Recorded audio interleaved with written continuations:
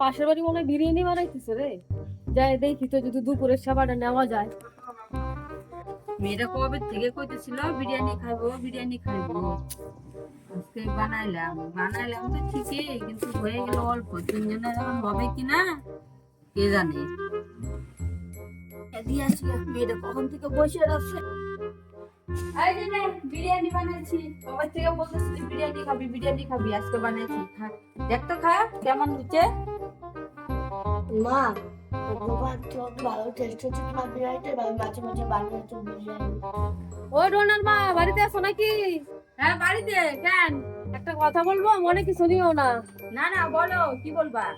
বাড়ি থেকে বিরিয়ানির গন্ধ পাইলাম, তোমরা কি বিরিয়ানি বানাইছো নাকি গো? তোমার নাকটা তো সেই লম্বা, বিরিয়ানির গন্ধ পায় শুনতে শুনতে বাড়িতে এসে অবশ্য। আরে না, বাচ্চারা কাঁদতেছিল তো এর জন্যই আসছি, একটু বিরিয়ানি দিবা? তোমার বাচ্চা হইলো আবার কবে? তোর বিয়ে না হইলো মাত্র 3 মাস হইলো। আরে আসলে না, আমারই করতে ইচ্ছে করছিল জানো, আমার বরটারে কয়দিন থেকে বলতেছি বিরিয়ানি আনতে, আনেও না, আমার একটু দিবা? আর কইও না, যেটুক বানাচ্ছিলাম আমরা 3 জন খাই আসি, সারাদিন যেদিন বানাবো তোমার খবর তুমি খাই দেওয়া। হ্যাঁ না ঠিক আছে, তাহলে যাই গা।